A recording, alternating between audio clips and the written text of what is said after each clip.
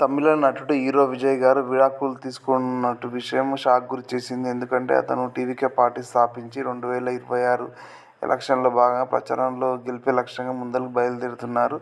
అయితే ఇది విడాకులు అనేది తన వ్యక్తిగత విషయమైన రాజకీయంగా ఇతర పార్టీలకు ఆసరంగా మారే అవకాశం ఉంటుంది. ఎందుకంటే గతంలో తన పార్టీ ప్రచారంలో ర్యాలీలో దాదాపు 40 మంది తొక్కిసలాడి చనిపోయారు.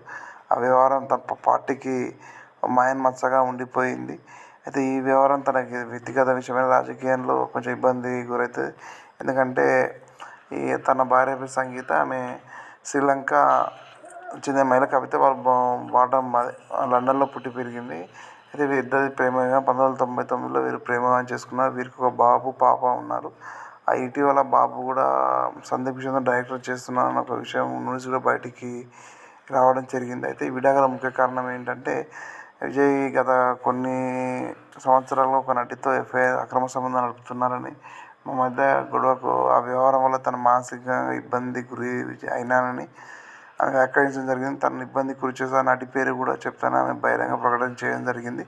అయితే గత 2 సంవత్సరాలుగా వీరు విడిగా ఉంటున్నారని తెలిసిన ఇటీవల తమిళనాడు బీజేపీ నాయకుడు కూడా నటి పేరు చెప్పడం జరిగింది.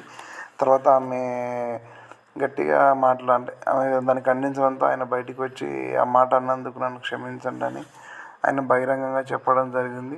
ఎందుకంటే రాజకీయంగా తను ఎదగాలనుకున్న ఇటువంటి విషయాలు తనకు వ్యక్తిగత ఇబ్బంది గురి చేస్తాయి. కాబట్టి విజయ్ గారు ఆశిస్తున్న తొందరలో విషయం సాల్వ్ చేసుకుని మంచి అందరూ అభిప్రాయపడుతున్నారు. ఎందుకంటే పార్టీ కార్యకర్తల అభిమానులు చెంగల్పట్టు పోలీస్ స్టేషన్ చెంగల్పట్టు కోర్టులో ఫిబ్రవరి 20న ఈ పిటిషన్ దాఖలు చేయడం జరిగింది. అయితే ఈ కేసు ఏప్రిల్ 20కి వాయిదా పడ్డది. కాబట్టి ఏప్రిల్ 20న విజయ్ గారు వ్యక్తిగతంగా హాజరయ్యే అవకాశం ఉందని